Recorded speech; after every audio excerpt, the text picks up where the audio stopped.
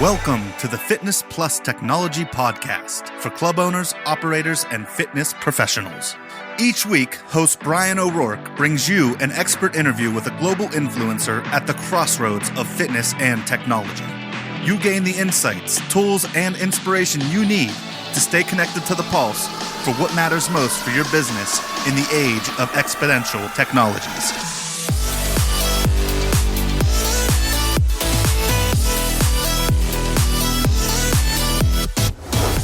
Hello, listeners, and welcome again to the Fitness Plus Technology Podcast. I'm your host, Bryan O'Rourke, and thanks for joining me today. You know, it's been a great January. I know, as I mentioned in the prior podcast, we have some big shows coming up, so I hope to see you at IRSA in San Diego in March. That Saturday morning, I'll be doing a presentation, so please register soon. We'll have some links in the show notes, more than that, I wanted to share this podcast, which was a really interesting call. You may have heard Matt Januszek's latest podcast with me after I did his Escape podcast. And what's fantastic about this podcast interview, and I've never done a follow-on this quick, is Matthew went to CES. And it's been 2 years since I've been there. Our friends at MyZone go, a number of other industry people from Fitzy, Sherrod, Ted, some others were there speaking. If you hadn't been, it's a wild, really interesting show. But if you remember from Escape Your Limits podcast with Matthew and I in our interview, he asked me, what about our industry? And I pointed out to him, what industry are you talking about? Well, the reason I wanted to publish this next podcast is Matthew went to CES, and he called me, actually emailed me right after and said, I really need to talk to you. And so this is our exchange about how impactful seeing that show was to his view of the industry. So I thought it would be really helpful for people to kind of understand things, because after our conversations on his podcast and mine, I think his experience led to a lot of deeper insights. And so I was hoping this would be of value to you as you hear from Matthew describing his experience at CES.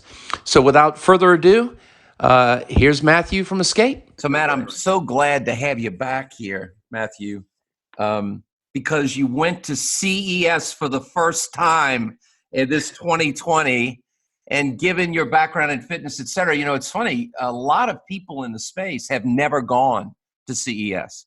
And I've been a number of times. It's been 2 years. I've had other things going on and haven't made it the last 2 years. I will go next year. Our friends from Not My Zone have gone for a while, and some of our Fitzy people, our board members, go. But given this was your first exposure, I know our audience is going to love to hear your perspective, because it really can impact your thinking, can it?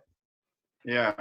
And if it's okay with you, I wanted to make the confession, because you kindly invited me to come on your podcast, and we did it at the back end of 2019. And to be honest, it was a fitness technology podcast. And to be honest, I was definitely one of these people that felt kind of like, does technology really have a place in fitness? And so we did the podcast, and I gave my views, but I sort of, over the Christmas period, I thought through the interview that you and I had when you was on our podcast, and I listened to it a few times, and I thought, look, let me try and understand this space. So I signed up, went over to Vegas to CES, and as I said off camera, it was like someone thumped me in the nose, because I just felt so uninformed. And as a person that feels proud that they're on the pulse and on the cutting edge and knows what's going on, I really did feel out of my depth, and it was great in a positive way. And so as soon as I got back, I sent you an email, and I said, Bryan, is there any chance you can hold my podcast? Because I'm I've had a bit of a revelation, and so here we are. That's wonderful. Great timing. And, I'm just curious to get some of your insights and then comment on them, like your impressions. What was some of the most, monumental points during the show? Some of the things you saw, how did that, give us more detail? Yeah. So I think the first thing for me, and I've heard you speak over the years, and I think the first thing is my impression of technology. I think I misunderstood the meaning of technology. For me, it was something that got in the way of it's certainly in the fitness world, it's something that gets in the way of you disconnecting, you sort of building yourself back up, and for me, technology was a distraction. It sort of moved.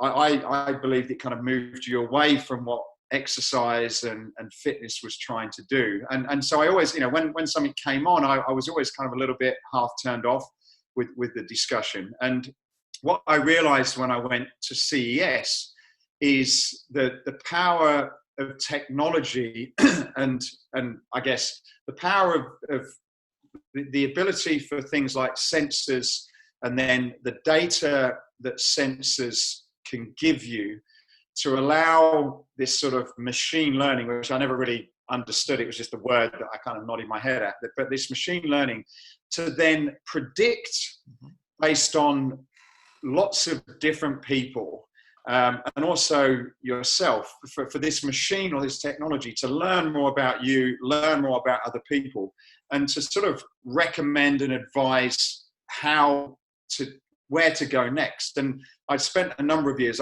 understanding what happens in the Facebook and marketing world, and I recently kind of grasped the vastness of that in terms of what that can do in terms of learning about your behavior and making recommendations. And I think in the world of fitness, just that ability to kind of tailor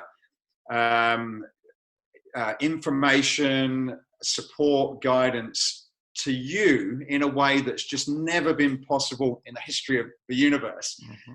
That was really, really powerful. So the first thing that came back to me is, well, actually, technology is a good thing.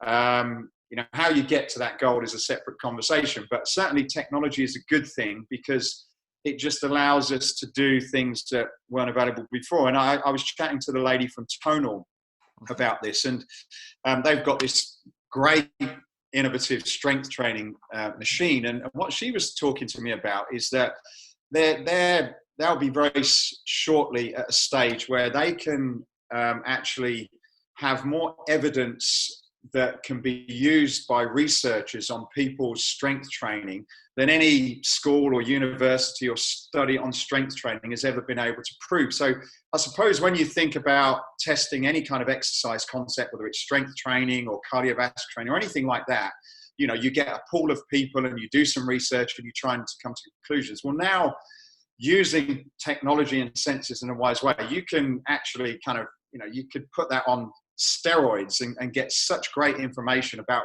what's really, really happening instead of these controlled studies. So that was, I guess, one of the things that sort of slapped me in the face.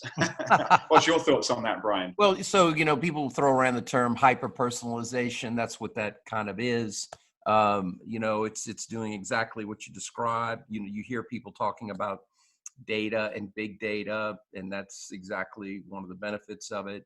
And as we discussed, yes, these are all great tools to do things at scale and create experiences that were never before possible. And you see this, it's now out there. You saw Tonal and what they're doing. You see a product like Noom and what it's doing. You see, Apple Health and their platform and what they're doing. These are all examples of that. But it's still early days. It's still early days. In this recent article on personalization, that Health Club Management, I just had an article, you see that one right there, from December of 2019, on, what machine learning and artificial intelligence are. And there's David Mitten in there and myself. I think that the challenge for a lot of legacy operators, given what you're describing, is they don't have a single source of data truth. So there's a lot of fragmentation. So So the idea of what you're describing is absolutely the potential, and we're just getting started.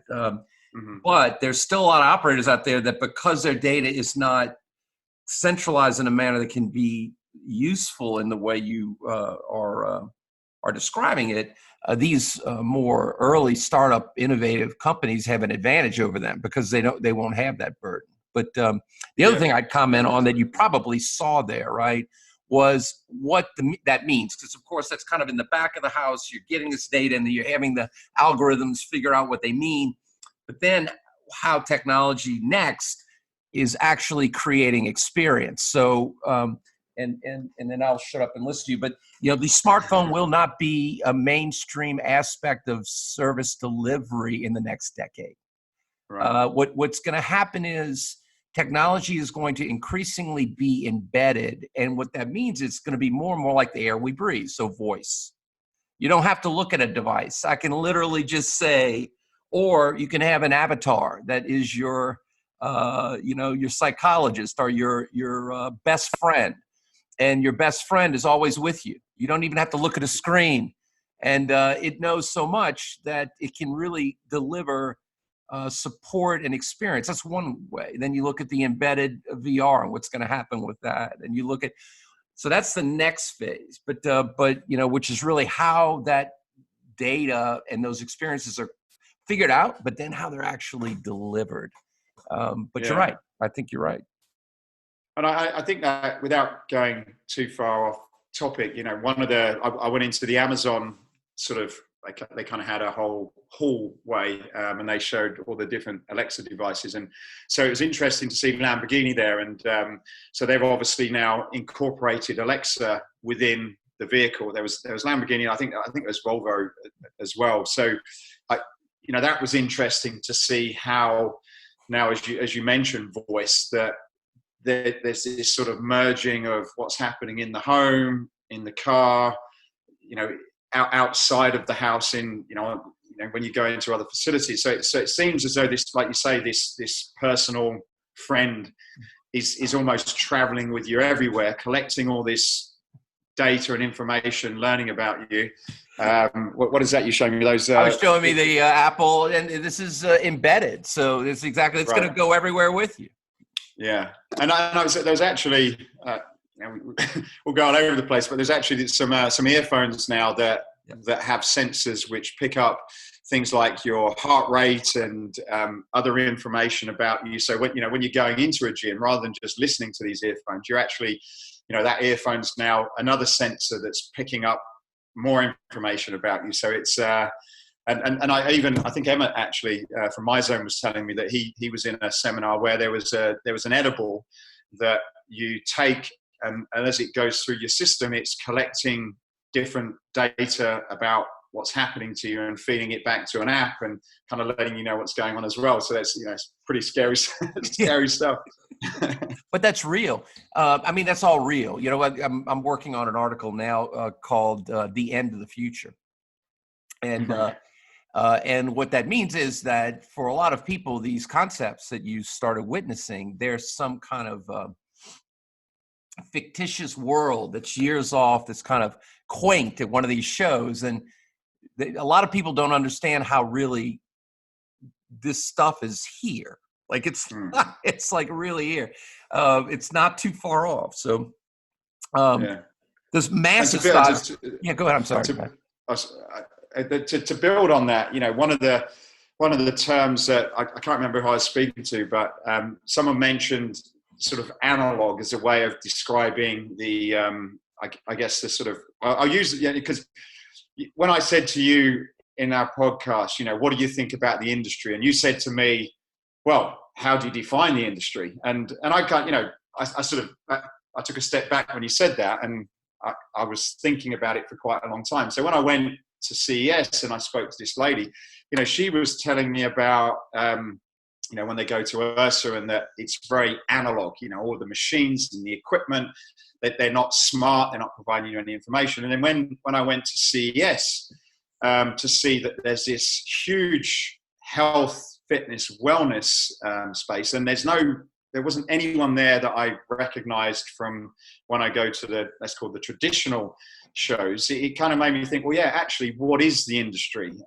Because there's one part of health, fitness, and wellness that's just exploding that I was not even aware of.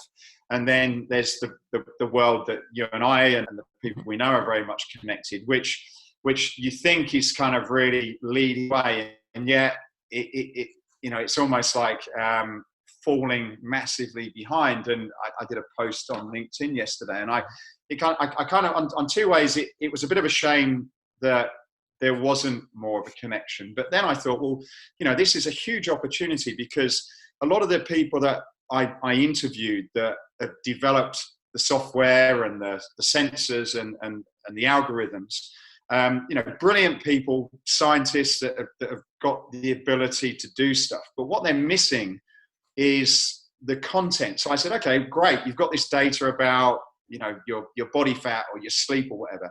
So how do you now use that to prescribe what I should do from an exercise perspective, from a sleep perspective, from a nutrition perspective? And all of them said, well, we're now looking to partner with people that can create the content. Well, who better than experts that are doing this day in, day out with real human beings? So in some ways, it's a great opportunity to search out some of these partnerships with the guys that are really experts on how to bring your business from an analog business with, difficulty in collecting this data and bringing it together, bringing those people in, and then in return for that trade, providing the content, and then coming up with this sort of 1 + 1 = 3, which is really where I would love people to, certainly I challenge a lot of people in our own team to start thinking about what's your views on that, Bryan? Well, you see some of the great operators are doing that. You look at Equinox, which I mentioned in our podcast, and how with their Furthermore brand, they have a pure digital play brand. They have a text coach. They have they have content they're distributing. You see Basic Fit. Renee has a huge studio. They produce their own content that's distributed on Wexner's backbone. You see Techno partnering with certain people to deliver content at home and in club. So these things are emerging out there, but that is just, again, the tip. So you're right? These are the more progressive, McFit with Cyberobics. These are the more progressive operators today. They're more forward thinking, but even that is just the beginning. As I said, when you think of it in the way of a screen or an experience where someone's looking at a screen and that method of interface, that is not the only method of interface. There's going to be a whole cadre of other experiences that are going to be able to be delivered digitally, like digital avatars that are human-like, or embedded where you're really immersed wherever you are. Or, like even you with your podcast, you're creating great content and people can consume anywhere. So you're right. I think, and I think that's why I say, Matthew, that the greatest business models in our space have not been invented yet. Because when you start realizing what you're seeing at CES, and at the same time, you have your foundation in these great health club operators and fitness studio operators, you can see when I say that, you can see what I mean. Like you start saying what you're saying, and really it's up to the creativity of some entrepreneurs to go, okay, what are we going to do next? Yeah. And I think some of these innovations are game changers, because I guess what CES gave me is a perspective of not the health and fitness industry, because the health and fitness industry, to be honest, is relatively small in people's lives. I think what I saw would move this is the 4 or 5 companies out there that are developing this technology for the rest of your life. So in your car, in your home, whatever those sort of subjects are. And because of the way I think people are going to be able to use and what they're going to expect from anything they engage in, it's almost like, well, this will automatically change people's expectations. And so the edges will blur between, inside a physical location and outside a physical location. And I think that's probably where, I've been very boxed in and looked at things. And I think you again challenged me quite a lot when I sort of put things into categories and asked you your opinion about this category and that category. And I think you came back at me a few times and said, well, I'm not sure whether that's actually a category. And I didn't fully understand what you meant until I witnessed what was happening there. And you're right, the walls are coming down, and this is very, it all starts merging together. It is. It's a Penelope of opportunity. And, the stats, the article I just wrote on software, the quote of it, I just posted today on LinkedIn. It's, basically software is eating the world, or software is eating everything. You've heard that quote before on LinkedIn. You can check it out. It'll be in the show notes. The stats from last year were there about 1.2 billion users of, and these aren't smartwatches, 1.2 billion users of a health and fitness app or digital fitness tracker in the globe. 1.2 billion right now. Wow. And so the health club or the club industry is probably at about 200 million users. But that's not one versus another. I mean, we talked about this, and I've talked about it for many years. You can look at music industry as a great example, where the method of distribution of content really favored certain players. Distribution channels were restricted because the ability to distribute content via the internet didn't exist. And a lot of people talked about the death of the music industry. Well, we know that the music industry is not dead. It is the most vibrant it's ever been. And that live performances being attended by people globally are up 300% since the turn of the century. And if you had talked to industry players back in the 90s about Napster and the nastiness of everything digital, they were very short-sighted, because the truth is if people are exposed to a lot of different things, their aptitude to go experience that in person goes way up. And this is a natural progression. So I see these digital experiences as gateway drugs for people to go, hey, I'm going to go try this now because I wouldn't have done it before. And so I see it as really a feeder these things are going to be symbiotic, not only creating completely new models, but digital will be feeding physical and physical will be feeding digital. Yeah. And I think for me, it's been the language that's been used. I'm not a particularly smart, sophisticated person. And when it comes to computers, even at school, it was something that went over my head. And so for me, the language has always sort of scared me off, if I'm honest, and caused me to keep things quite simple. But I think, if you kind of reframe it, I use a phone. I couldn't live without it, and I'm interacting with technology all the time. And for me, it's almost become part of my life. And I suppose for business owners and entrepreneurs that are probably, similar age and older as myself, the thing I learned is to try and look at it from a different way. Don't allow it to scare you, which is what it did for me, and just kind of really sort of spend some time looking at it. Because honestly, if it wasn't for our conversation, I would probably continue to be shut off. And I think when I went there, I realized that for our business, if we do not understand this and get switched on and have some sort of strategy, then we're not going to be around in probably 10 years. We'll probably be a little company that's been pushed on the sidelines, and something's different is going to be there. Now, obviously, the challenge is, how do you develop a strategy? There's a lot of work involved. It's a long road to go down, but I certainly think that the first start is to acknowledge and say, right, this needs to be part of where we're going forward. And I would say that will apply to certainly a lot of the small, mid-size fitness businesses.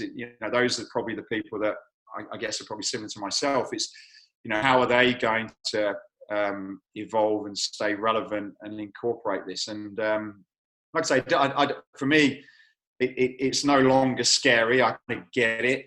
I get what it means. And you've just got to decide what to do. It was interesting. I spoke to Emma Barry, who you've had on a previous podcast, and she made a very good comment. And one of the challenges with this is she said, look, now there's so much data that we're able to get on people, and people are sort of, drowning in it. And the challenge is having somebody that understands, well, what am I going to do with that now? How am I going to use it? Because it's everywhere. And I think that's one of the things as well that's worth talking about. What data is relevant, what would be relevant to our business, and how can we then use that for our own personal reasons. Yep. And there are a number of platforms now, Conversica, now there's Keep Me, there's all these other ones designed for the industry space that use machine learning to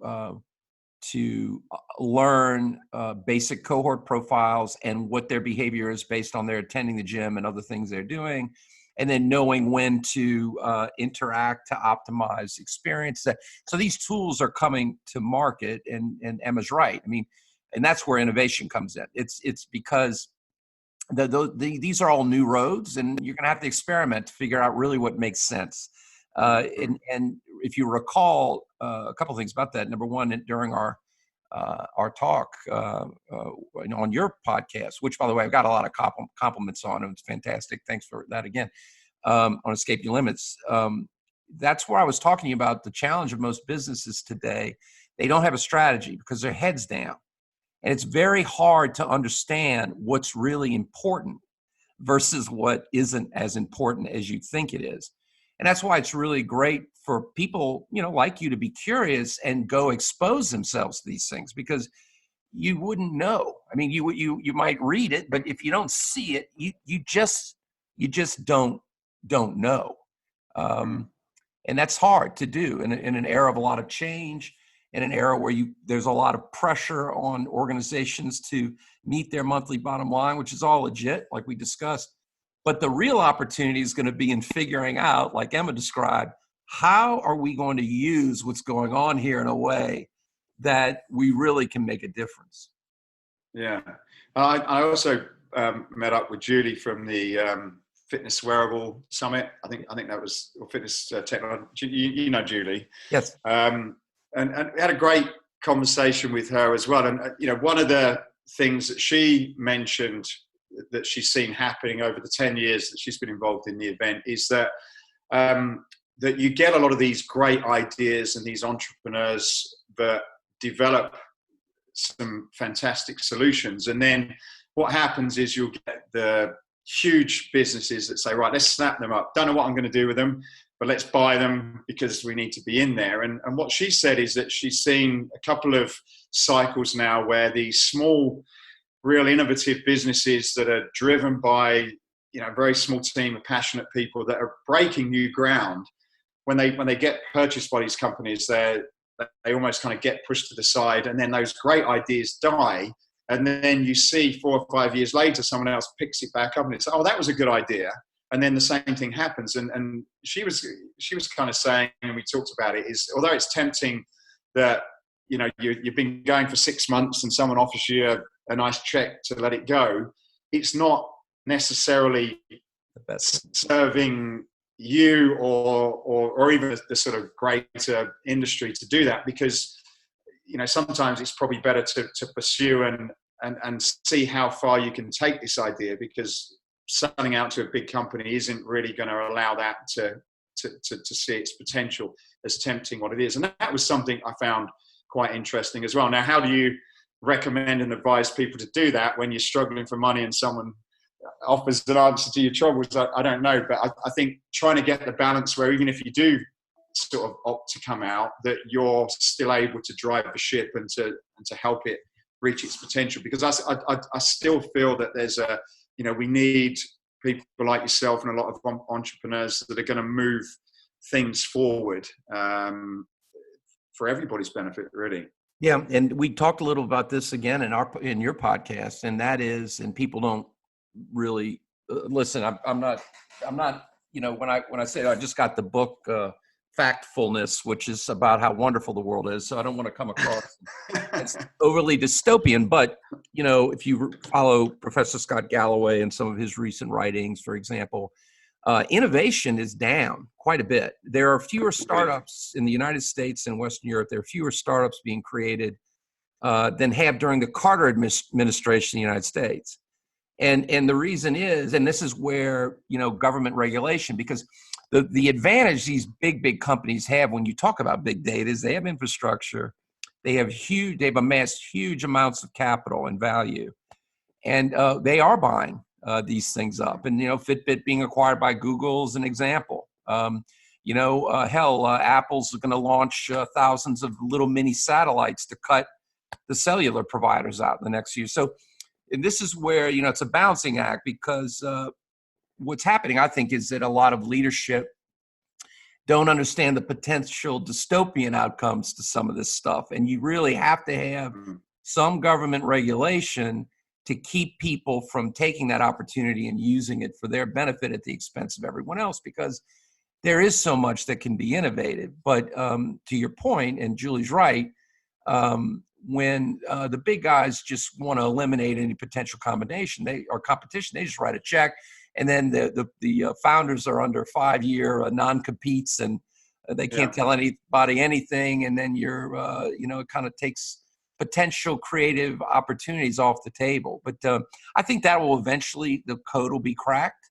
But we do have to recognize, when you have an unregulated platform like Facebook servicing 2.7 billion people, there's a temptation there, and we have to be careful about what that could result in, which wouldn't be good.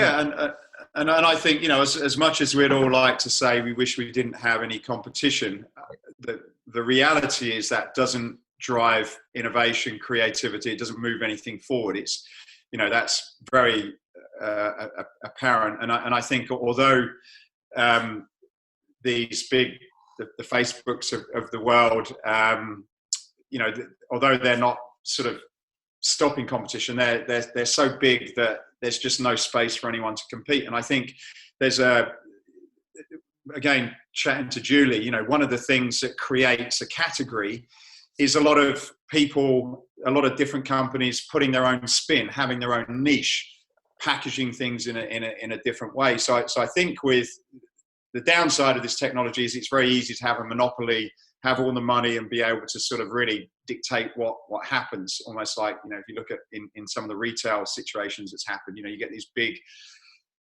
huge companies that decide what you're going to buy and how you're going to buy it. You don't have any choice, even though you think you do. And I think that goes the same for this space. Is we need a lot of small, innovative, entrepreneurial business that are going to provide choice, are going to provide options, and it's going to make everybody better, because someone comes up with a new feature and it's well, how do we beat that feature, and how do we do it better, and how do we innovate? And I think she talked about Peloton and how they've kind of been the big player and they've done well, but Technogym have got their own spin on it, done a great job. They've not copied it, but they've taken an idea of and Peloton's really nothing innovative. It's a workout bike, and it's a DVD that's got a certain amount of interaction in it, if you describe it that way. So it's not necessarily new, but there's a bunch of other companies, and then there's Echelon that's got a kind of a lower price option for the people who can't afford Peloton. So I think it's important to kind of have this healthy competition and have a lot of people out there to continue to innovate. Don't know how you do that, but that's my sort of soapbox. No, I agree with you. I think, and there are literally thousands of opportunities that are $10 million businesses, $100 million businesses, $5 million businesses. There are plenty of opportunities, as you point out, to really figure out that niche where you can, really do a great job and compete without, you don't necessarily have to be Peloton, and I think there'll be a tremendous number of those.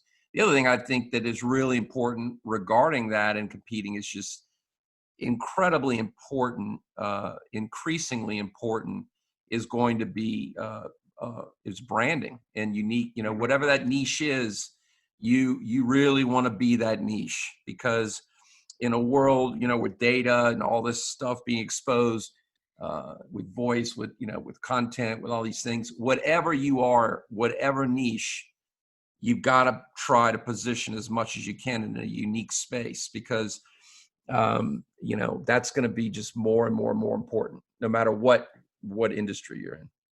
Yeah, I would totally agree, and I think the Lamborghini example is a great example of that. Those guys are not a tech company, and they know it. I suppose if you're a large automaker, and these are big companies, I think Volkswagen Group own Lamborghini and Bentley and Volkswagen and Audi, big company, and they could probably put a ton of money in developing a great experience for the Lamborghini car. But I think what's very smart is that they realize what Lamborghini stands for, what the brand's about, what people like and get excited about from the Lamborghini. And then they've kind of very cleverly got this connection with Amazon Alexa.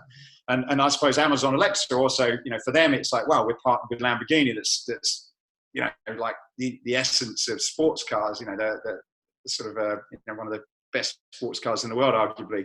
And so that, for me, that's probably where I'm thinking, because we're not a technology company. We can't develop that type of stuff. And to be honest, the money it would take us to create some of this stuff, and maybe we come up with this awesome Bluetooth device, and then suddenly Apple died that Bluetooth isn't the thing, it's red tooth.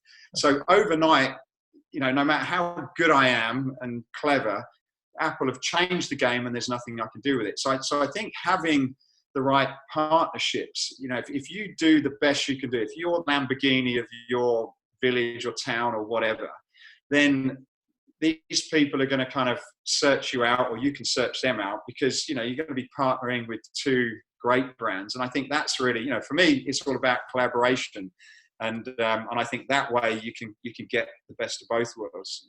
Do you have any thoughts on that, Bryan? I think that is exactly, and we talked a little bit about this during our podcast together about partnerships. And the good news is that look at Amazon as a great example. And if I was a battery maker, I wouldn't. Our bookstore group, like Borders was, when they partnered with Amazon years ago, and it ended up destroying them. But when you're a Lamborghini, certainly Amazon's not going to get in the Lamborghini business. But at the same time, when I talk about the concept of what's termed frictionless business, and you look at the cloud and AWS, and the fact that Amazon's web services, and increasingly Google and others, has platforms that have AI and machine learning plugged into them, or an SDK to where you can actually develop, an Escape Fitness voice interface pretty cheaply, So to your point of understanding the strategy aspect, because when we talked about it, I said most businesses don't have a strategy. When you consider the things you're saying, you're absolutely right. Like understanding what really makes sense, given these factors strategically. A, you don't have to necessarily have a lot of money to do these things. B, there are some very appropriate partners out there that can actually help you get those done. You just have to make sure you understand the road you're trying to go down, and those things match, to your point. And then great things can happen. I think increasingly for small companies, that is really probably one of the most important things to get your head around.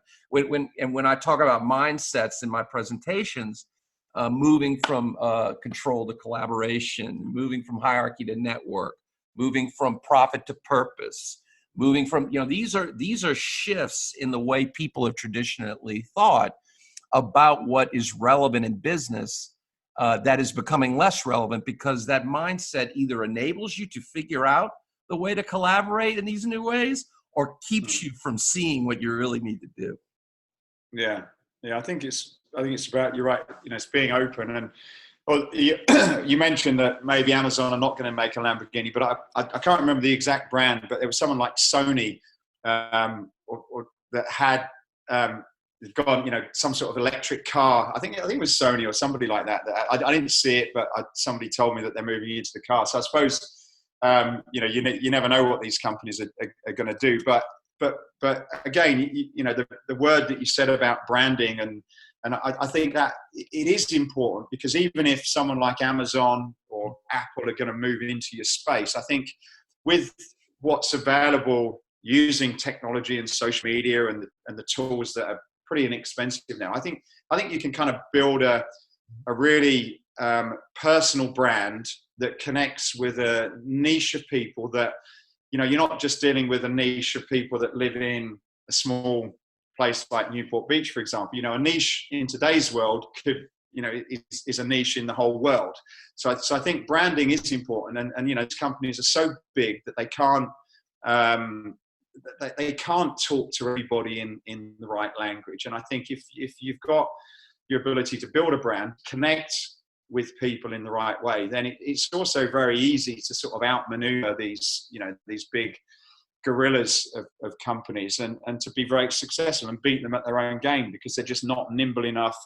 They don't have the ability to connect with people. And again, you know, you combine some of that technology that seems to be, from what I understood, is open nowadays to everybody. You know, anybody can tap in. A lot of it's open source now. I'm using some of these technology words now, Brian, if you notice that. You know, there's a lot of opportunity. So I think it, you know, instead of the sort of the sort of impression that the glass is half full, I sit in a lot of meetings and I hear that, you know, oh, it's doom and gloom and it's not great and this is happening. Then I certainly came back thinking, gosh, there's so many opportunities. You just need to, I suppose, step out of your little bubble and kind of rethink things. And as you said, to use your words, you know, you got to have a strategy for this. And that's one of the things on my top of my list this year to start working on. Yeah, and what I was listening to you just talk about brand and why it's important and what it really means, and these big guys. And remember, in your interview of me on the Escape Your Limits podcast, what was the most important thing in my view? What was the most important thing? Trust. Yeah, absolutely. Yeah. So what brand is? Right. What brand is trust. That's what brand is. And so so we kicked it off. Yeah. That's it. That's exactly what it is. And building trust is building brand. It's getting the people that identify with who you are to know that's who you are by how you act. And if you do that, that's value in business today. In the end, that's value in business today. Yeah. Which is funny, because it's kind of totally the opposite of what, you know, technology is lifeless. It doesn't, it's just, you know, it's a thing. It's an inhuman thing almost. Yeah. Whereas trust is it's a human thing. You know, it's so human. And I suppose you've got these two extreme ends of the spectrum now. And where you could think, oh, well, you know, technology is going to take over the world and we're doomed and it's going to be lived by robots. But, you know, a robot isn't going to be able to develop trust, because that's your human instinct. Do I trust you or not? Yeah. How do I measure that? I don't know. I just trust you or I don't. So I suppose it's, I like what you said, and that's it's got me thinking again now. Well, you know, the most trusted brand, or one of the top 3 most trusted brands in the United States right now, is it's a company you never speak to anyone at, and that is Amazon. But you do it, and so trust has to do with, it is what you think it is, and you understand what it is, and it's what you want, and so you know what you're going to get. So there's a you know, I don't think it's just pure digital. And by the way, I think there will be brands that are purely digital, more and more of them, that do not have any true human component to it. And I think there will be those that absolutely have an enormous amount of human interfaces. You know, Amazon's acquired Ring, and they're going into the delivery business, and you know, people are going to let them go in their homes and put the packages inside without any friction. Talk about trust, huh? I suppose the same is kind of with Uber. You know, although it's the same. In fact, I was in Vegas and the guy used to be a taxi driver, took us through some pretty cool shortcuts, but now he's an Uber driver. So I suppose you're right. You know, we're not I probably wouldn't have trusted him if he was a taxi driver in Vegas, but I trusted him because he was an Uber driver or a Lyft driver. So I suppose you're right. I hadn't thought about that. What is it from a human perspective that, is there a book on that, Bryan, that sort of, how do you get to trust someone virtually? Well, I think that it really goes back to what we were talking about earlier and what you pointed out, which is innovation. And the key is when you talk about differentiating, creating brand, which is around knowing exactly what you're going to get in a differentiated way that you love, I think that's where innovation comes in. It's going to be all kind of combinations of these things done in different ways to create value in ways that we haven't anticipated. And that's going to be the fun part, because there are going to be some people in the next 5 years that are going to blow some people's minds. They're going to blow their minds. And it just, God bless them. Somewhere in the world today is a little child in Asia who's going to figure something out in the next 20 years. It's going to change everything that we thought we knew. And that's the fun part. Yeah. Yeah, it's an exciting part. I'm going to meet the guys at Bulletproof Labs next Tuesday. So I think, if anything, after coming back from that show, I'd love to be around when my children are sort of my age and older, just to see what's going to happen, because it's, the rate of innovation and what can be done. After coming back from that, it sort of blows my mind, and it just gets me so excited. Like I said, I couldn't sleep last night. I got home and I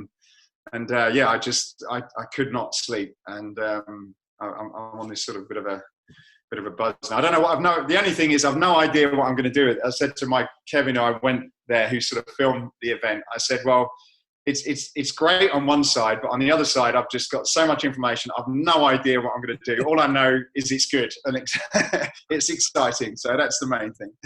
Well, I'm so glad that you were able to share some thoughts on CES this year, especially being that it's your first time, and especially given your reputation and knowledge of the maybe say more traditional fitness space.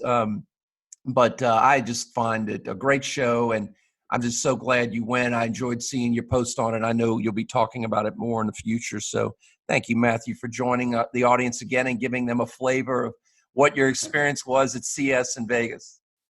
Thanks for inviting me on and giving me the opportunity to kind of tell you my revelations that I've had. So thanks, Bryan. We got another enthusiast and evangelist now, ladies. That's right. Yeah. Matthew. Thanks, Matthew. Have a great 2020. Thanks, Bryan.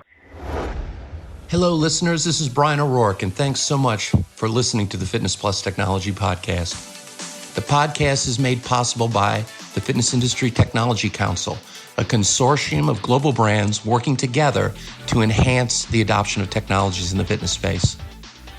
Our company, Videri Ventures, which is invested in Vertimax, Montezuma, Gold's Gym, Houston, Texas, and Fitness 24/7 Thailand, also underwrites the podcast, along with our service companies, Integris Advisors, Moon Mission Media, and others. Please feel free to share this podcast with your colleagues. And if I can be of any assistance to you, don't hesitate to reach out, bryanko'rourke@gmail.com, or find me on any of the major social networks. Have a great day, and thanks for listening.